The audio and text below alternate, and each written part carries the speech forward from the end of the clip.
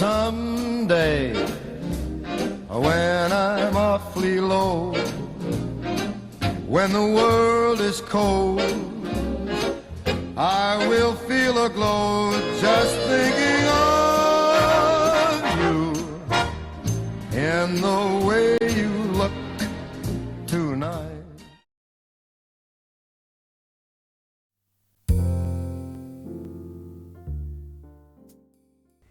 I'm Marjorie Kravitz. I was Marjorie Siff back then. I was in the class of 41 in high school.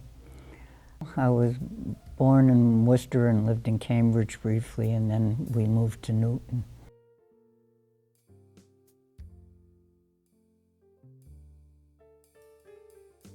There were 3 buildings, and the oldest building, Building 1, I think was one of the original buildings, and I was kind of looking forward to seeing that one. It had dark wood, wide stairwells with dark wood paneling, and it smelled as if it had come from the 1800s.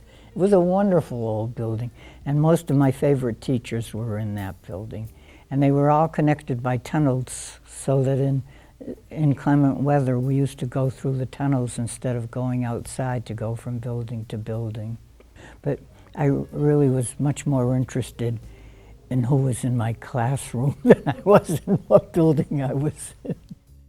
They taught typing, they taught shorthand, and that's what you could do. You could become a secretary, or you could become a nurse. There weren't too many professions open, but it was very important for anyone going for a job, especially for a woman, to be able to take shorthand and to be able to type, because that was your entree in, and hopefully you might get promoted up to something more interesting. We used to go out in groups, and what my kids used to call goof around friends. And whoever could get the car from the family would pick us up. There were no seat belts, no rules about things. They didn't have double seat in the front. It was a bench seat. So you could get 4 people in the front seat, 3 across and 1 on somebody's lap. And you could probably get 6 people in the back seat if you wanted to have people sitting on somebody's lap. When I think about it, I'm horrified. How my mother let us go out like that, I'll never know. So we used to go skating at Bellows Pond, and they had that. That was a great place to spend a whole day. They had a shack there with a fire going in a big, old stove. And you could get chocolate bars and things. And they had one end set up as a hockey rink for the kids who wanted to play hockey, and the rest you could just skate around. And you could go in and get warm and fix your skates anytime you wanted. We used to go bowling, and we used to go to the movies, and spend a lot of time on the telephone. You'd walk home with somebody, and then you'd get in the house, and 20 minutes later, you would get on the phone with the same person and talk for an hour if your mother would let you. Norumbega had, at the totem pole, they had all the big bands, and they didn't serve any alcohol, so that was a big hangout for the kids.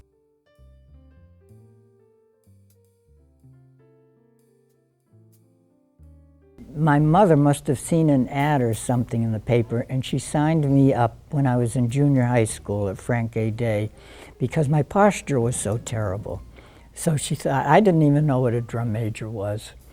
And anyway, off I went to Warren Junior High School every Saturday to my drum major lessons, and I fell in love with it, the whole thing. I loved the twirling, I loved the marching. I can't believe this. I used to march around the yard for hours at a time, doing this, practicing the strut and everything. And I don't know what was going on in my head and what I thought I was doing or being. We used to practice out on the football field a couple of afternoons a week.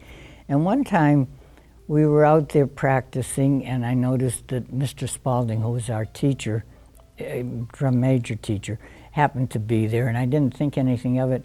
And we were all, the 6 or 7 majorettes and myself, were just going through our paces, whatever they told us to do.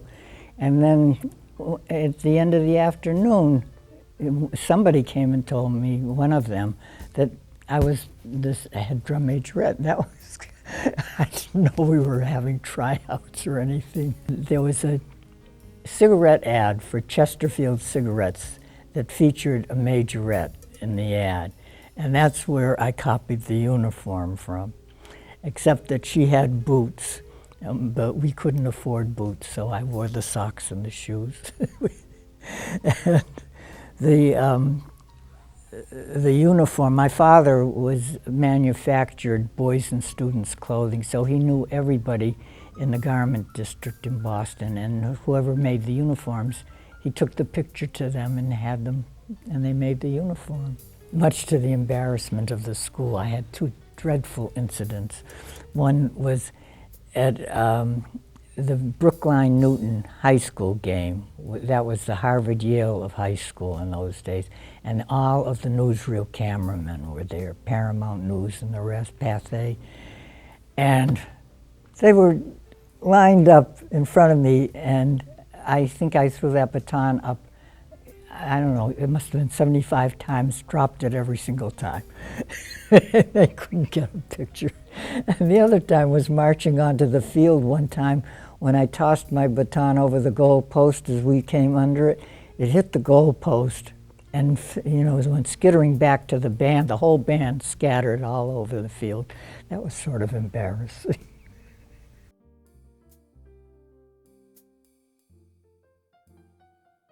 There were a couple of things that had really, to this day, that colored my life from high school. One was the chemistry teacher and the math teacher that I had. And I remember walking, I don't know which one of them had a big sign at the top of his blackboard that said, "Why?" And the first thing he said to us was, always question everything. Never let anyone just tell you and follow like a lamb. Question why. And the other was the first chemistry experiment that Mr. Hall did, where we took an ice cube in a tube, weighed it, then we melted it, weighed it, then we made it, turned it into steam and weighed it. And that was my first realization that nothing in the universe changes. It disappears, that it's always there in one form or another. When the war came along, that was kind of my bedrock, dealing with life and death, that you're all part of this universe, and things just change, but you never lose anyone really, unless you choose to put them out of your mind.